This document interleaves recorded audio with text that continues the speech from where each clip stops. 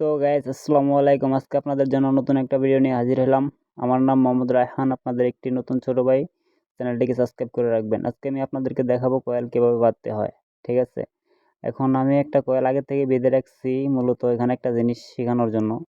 সেটা হচ্ছে, ধরেন আমি একটা পয়েন্ট, মানে পুরো কয়েলটার ভিতরে কিছু কয়েল শর্ট ছিল এবং জ্বলে গেছিলো, ওগুলো কেটে দিলাম। আমি এখন কিছু বেশি অঙ্কে মোটা করে পেঁচাবো, যাতে আমার দু একটা ঘর না পেঁচানো লাগে। এটা সংক্ষেপে একবারে, যে জায়গায় 400 পেজ দিতাম ওই জায়গায় 400 450 পেজ দিলাম। ঠিক আছে, তো একটা কয়েল আমি অলরেডি বাইন্দা শেষ করে পরেরটাকে দিয়ে আপনাদেরকে বুঝাইতেছি যে আসলে এখানে মূলত শিক্ষণীয় কি আছে। ঠিক আছে, আমরা যারা নতুন কাজ করি কিংবা নতুন দোকান দিচ্ছি, নতুন ব্যবসা বাণিজ্য দিচ্ছি, তাদের জন্য আর কি। সিম্পলি যারা সবাই শিখতেছেন কিংবা ধরতেছেন, ভিডিওটা তাদের জন্য। সো এখানে এখন আমি এই পয়েন্টটা বাঁধা শেষ হলে পরের পয়েন্টটাকে ঠিক এইটাই পয়েন্টটা যেরকম রাইট সাইড থেকে বাঁধছি, এই পয়েন্টটা ঠিক কিন্তু তার উল্টো সাইড আবার বিপরীত হইব। মানে এটা যেদিকে ঘুরাইছি, এটা যদি ডান দিকে ঘুরে থাকি তাহলে পরেরটা বাম দিকে ঘুরবো।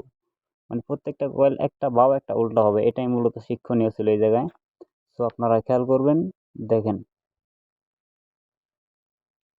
আর এখানে আমাদের ফাইবারগুলো ঠিকঠাক মতো বসায় দিতে হবে, না হলে কিন্তু আমাদের শর্ট হওয়ার সম্ভাবনা থাকবে।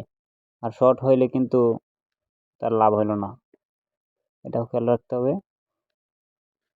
এখন আমরা পরের পয়েন্টটা বাঁধার চেষ্টা করতেছি। এই যে এটা কিন্তু তার উল্টো দিকে, এটা কিন্তু রাইট সাইডে ছিল, এটা কিন্তু এদিক থেকে রাইট সাইডে ছিল, এটা কিন্তু তার বিপরীত সাইড। মানে তার বিপরীত সাইডে ঘুরবো এটা।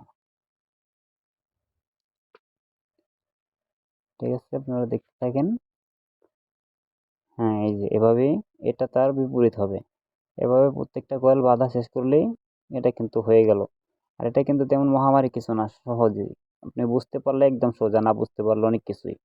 মেন কথা হচ্ছে এটাই। ঠিক আছে, তো দেখতে থাকেন। হ্যাঁ, আসলে এই কয়েলটা মূলত হয়েছিল, এটার অর্ধেকটা শর্ট হয়ে গেছে, জ্বলে গেছে গা। তো দুগুলো ফালাই দিলাম, মানে দুই একটা আমি কম বান্ধুম।